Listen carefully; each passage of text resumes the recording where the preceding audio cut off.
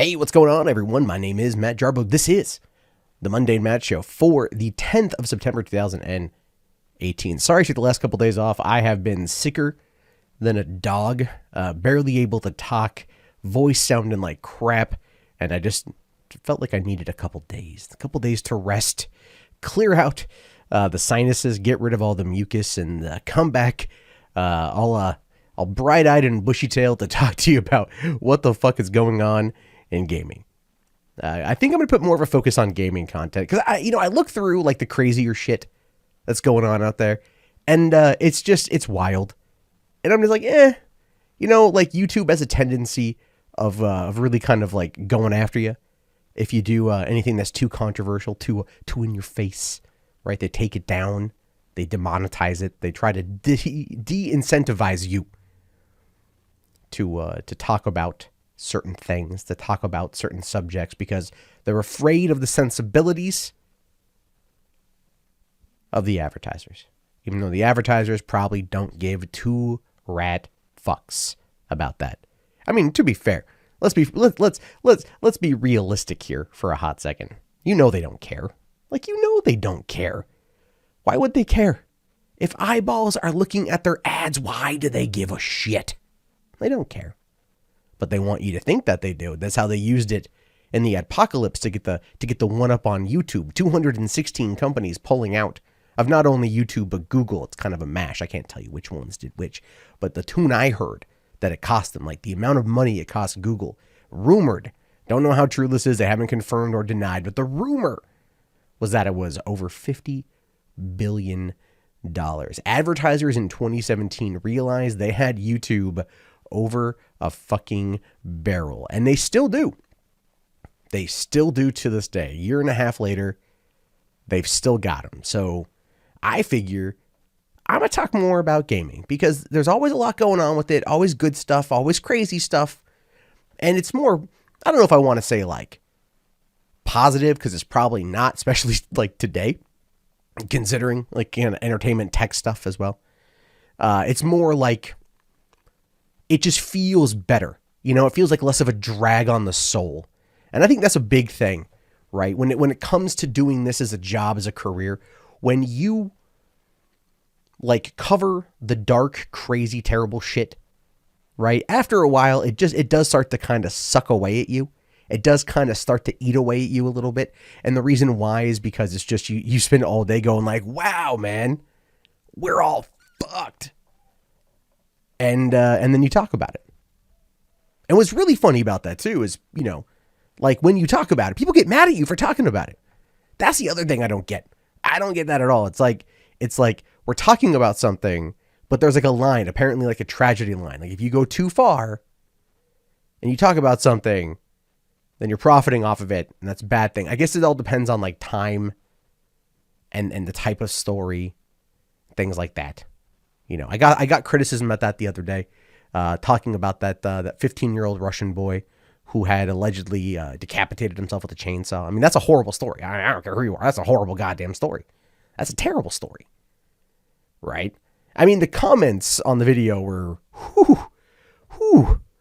spicy. You guys are like, I get it.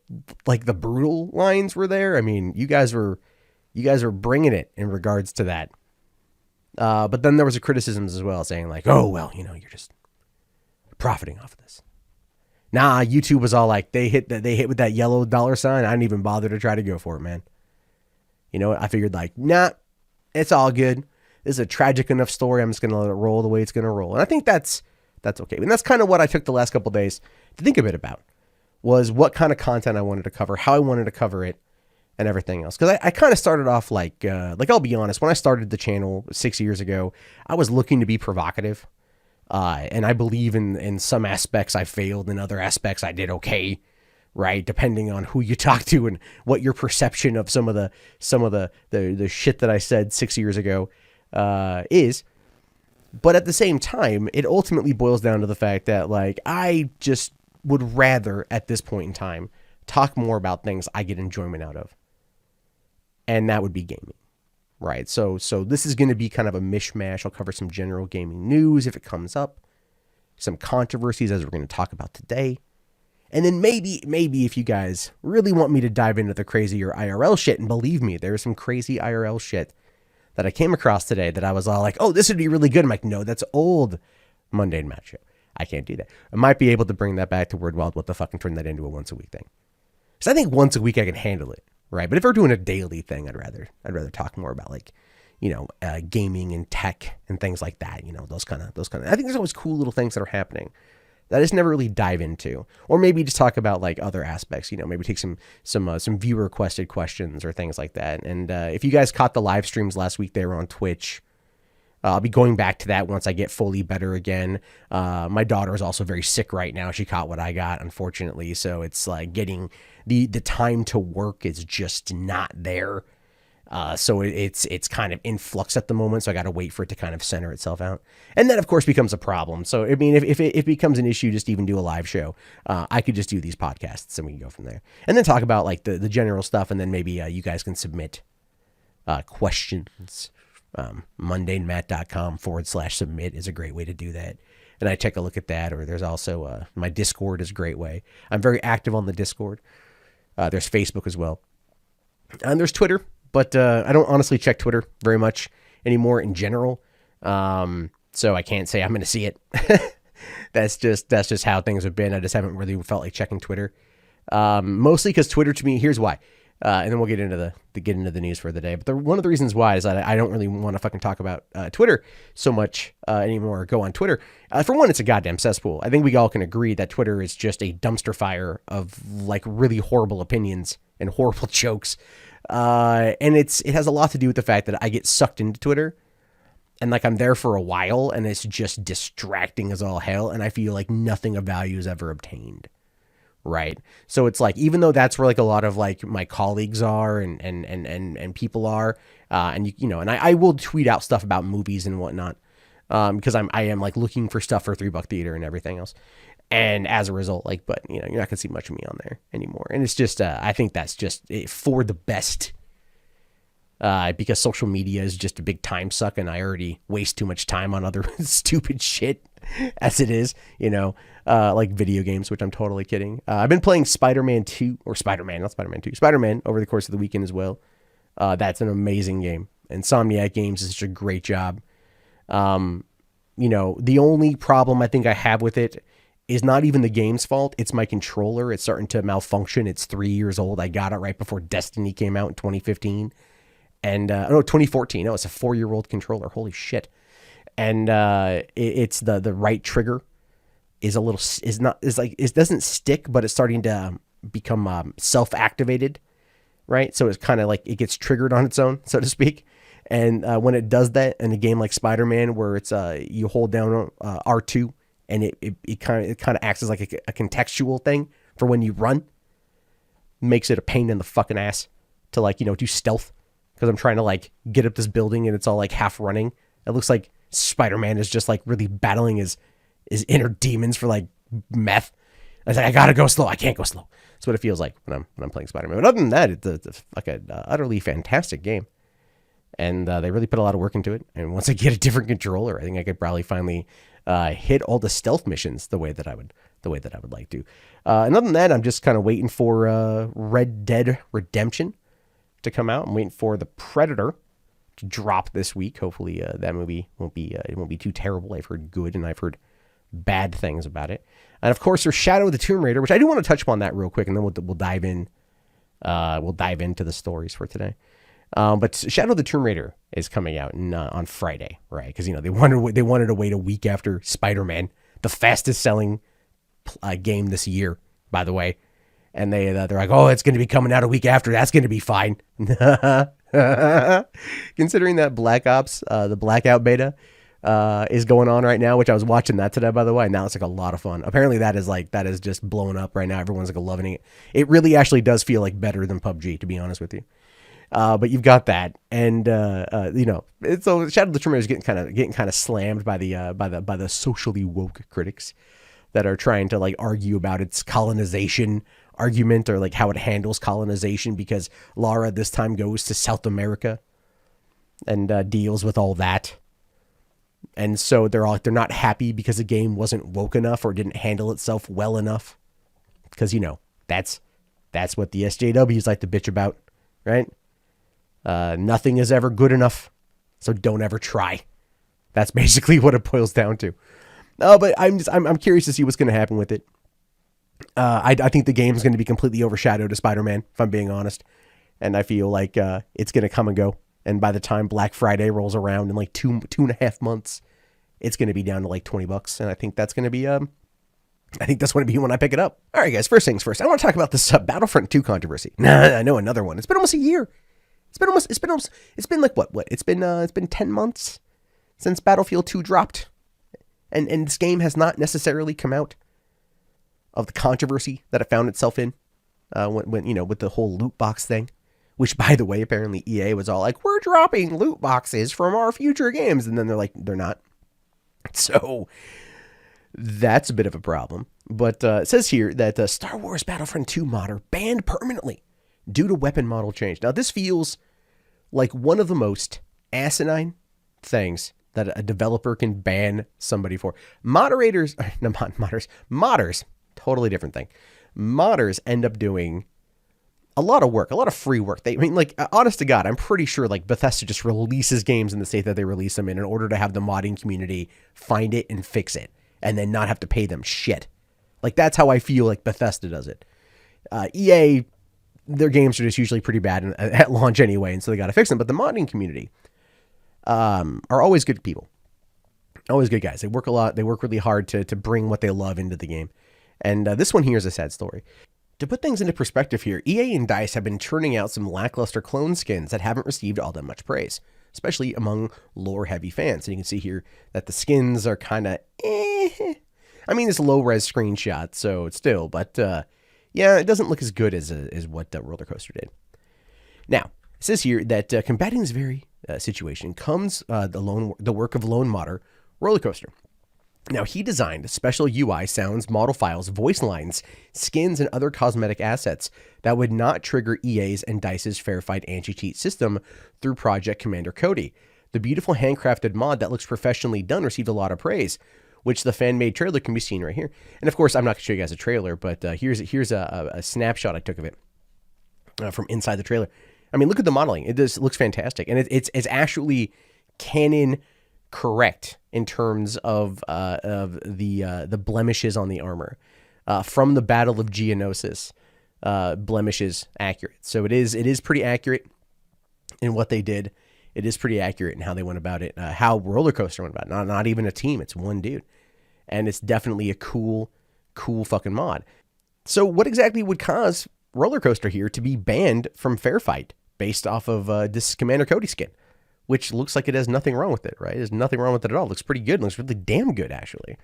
Well, according to the article here, it says here that the problem would unfold after the well-crafted mod released for public consumption would get him banned.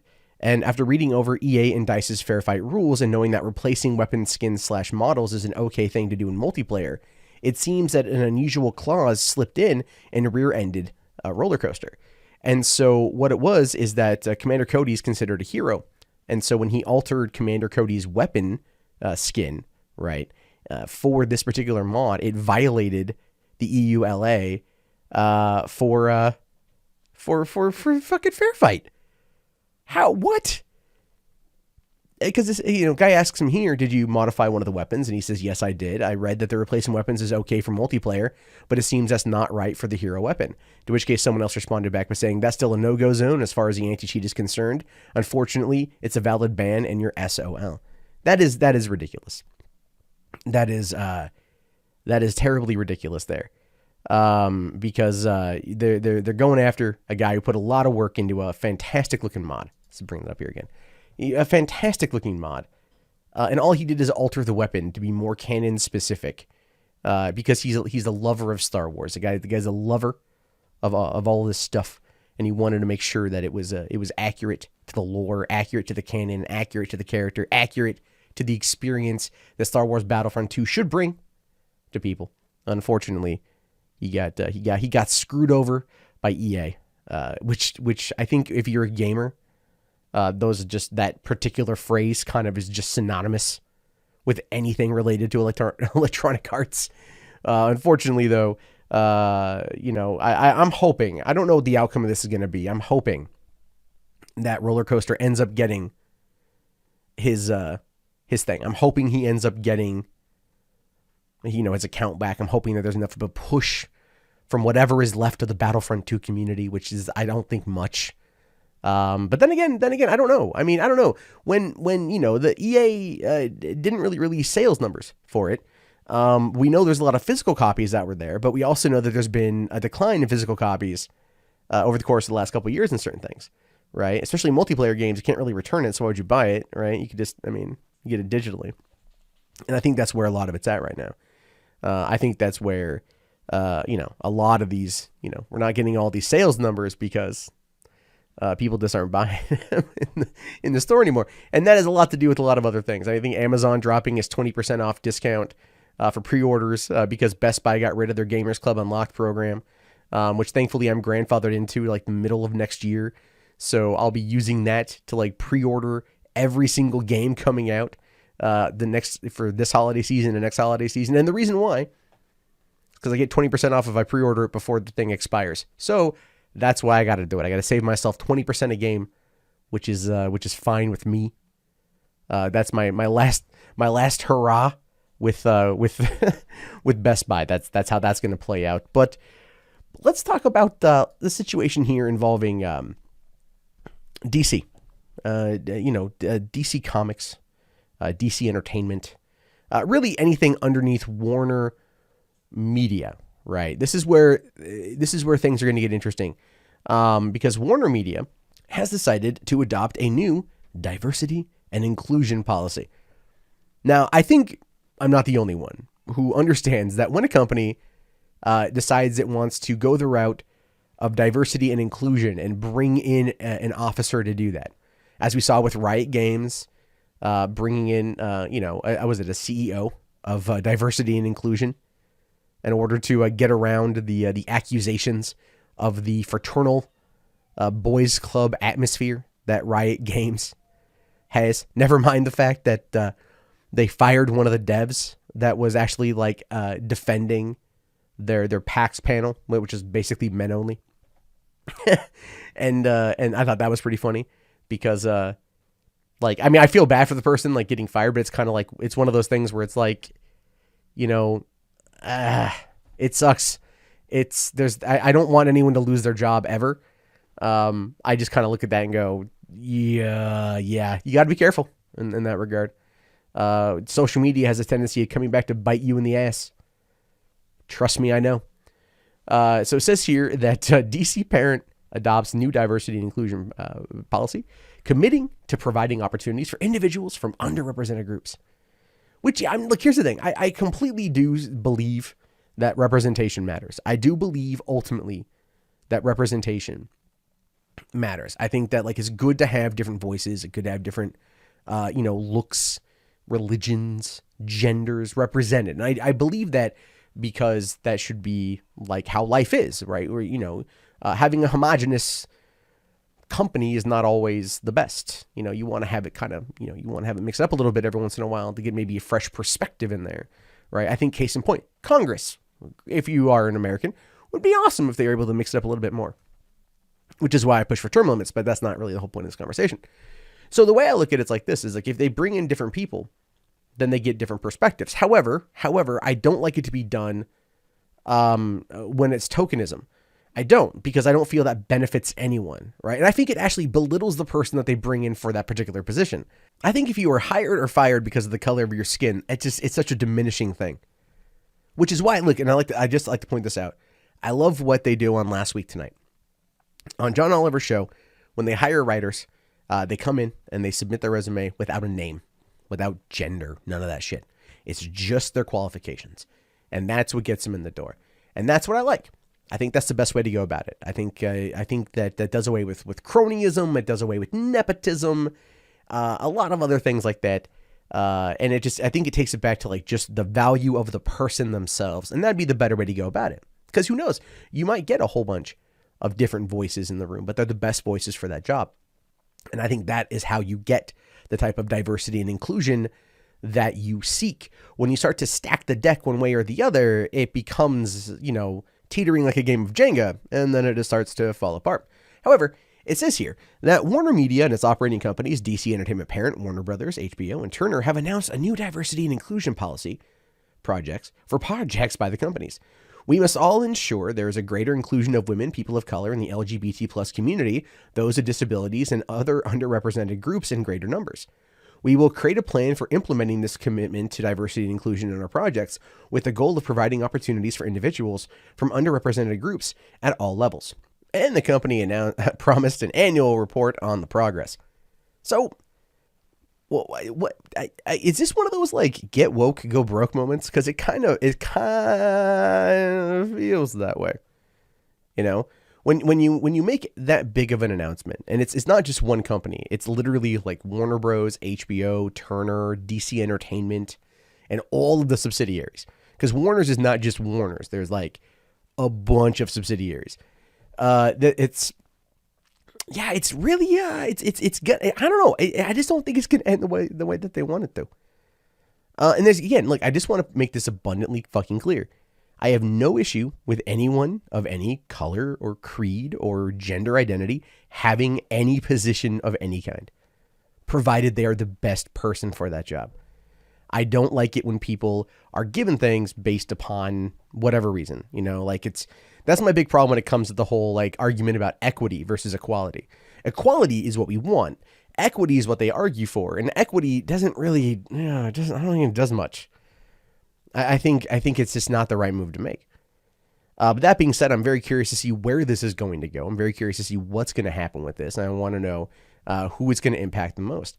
I have a feeling because the way that this particular website's phrasing it, they say DC Parent says this, and then it wants to double mention it there in the statement saying Warner Media, the DC Entertainment parent. They probably are pushing this more towards a DC, right? They're probably pushing that more at DC now, and they're probably hoping that maybe that's going to work out. And the reason why I think they're going to do that is because they've had a lot of success in that marketplace with the Wonder Woman and Harley Quinn, both doing gangbusters in regards to popularity in terms of their film franchises.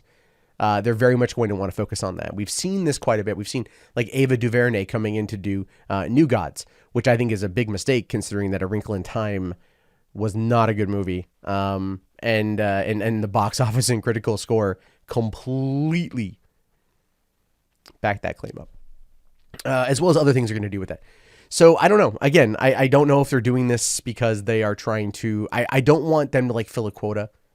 I feel like it just diminishes the art they're trying to create, and it diminishes the talent of the person who's trying to get in the door. I understand why it's necessary in some regards, why they feel it's necessary in some regards, but I'd rather the best person for the job get the job. And I think art suffers when that gets taken away, one way or another.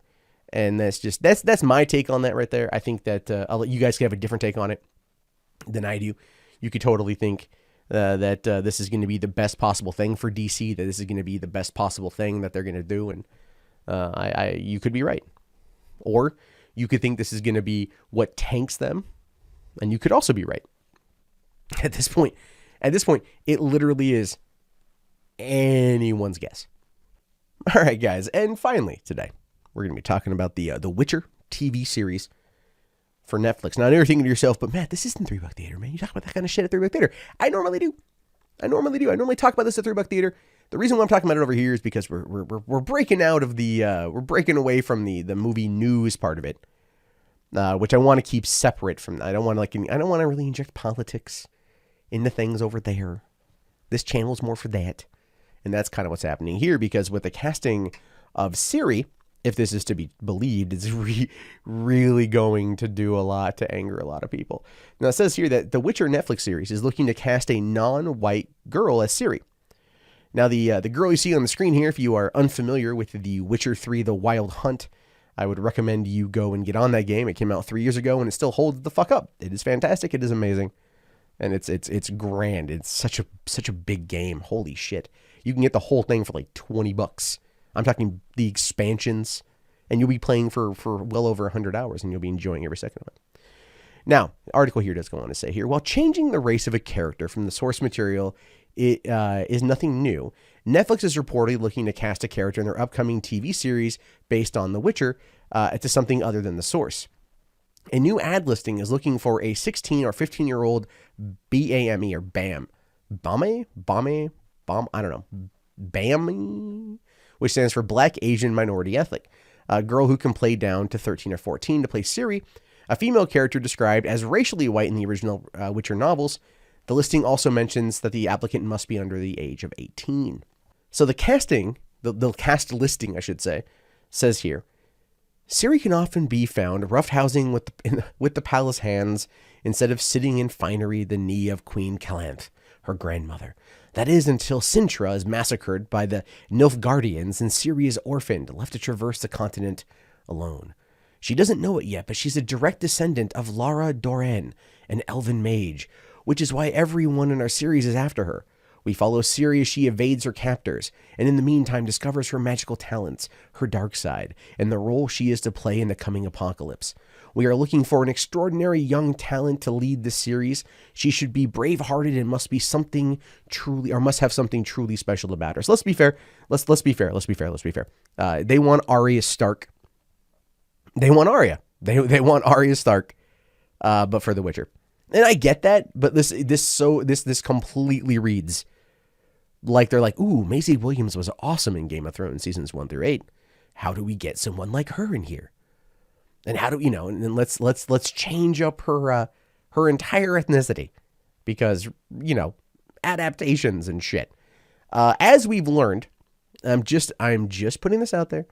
As we've learned, adaptations that tend to go against the grain in regards to the source material has a little bit of failure to launch. Some people out there really aren't that big of fans of it. They're not really huge fans of this whole thing, and we'll have to wait and see what all happens with that. But the article here does finish up by saying fans of the franchise have been wary of this TV adaptation, with concerns that modern politics are being injected into the fantasy world, which is based on Poland, where predominantly white people fight fictional monsters. The writing staff polarizing their role in the project hasn't helped either. Recently, the production found Henry Cavill as a lead to play the series protagonist, Geralt of Rivia, and filming is reportedly going to kick off sometime next month, presumably once casting is complete. Now, here's what I don't get about this. I'm just kind of saying. So if they're going to kick off casting, if they're going to kick off production next month, right, and they're shooting this, I mean, I assume it's going to be shot overseas. Makes sense. Why are they just casting? I mean, I'm sure when it comes to Henry Cavill, that was already kind of set in stone. They just waited until now to announce it. But they're still casting for Ciri. Is interesting. Makes me wonder if they already had someone in mind and that didn't work out, and so they're trying something a little bit different. I'll put it to you guys like this: I will reserve full judgment until I see it. And I mean, look, it's an 8-episode series going to Netflix about The Witcher. I mean, them or HBO would be the ones to tackle it. And I think that if the directors and the producers come on in and they fine tune it, they tell these great stories, and they bring it to life in a good way, I think people might be willing to give it a shot and then go with it. But if they sit there, and this is just how it always goes, this is just how it always fucking goes. Okay, this doesn't ever fucking change. It's rinse fucking repeat every fucking time. All right. If they start to bring down the hammer of social justice, and you guys know what I'm talking about, and they start really nailing it in, and they start playing up that angle, then you know it's going to be shit. And they're only doing this as a deflective tactic. They're only doing this as a way to go like, no, we're the victims here. It's the trolls. Now, don't get me wrong.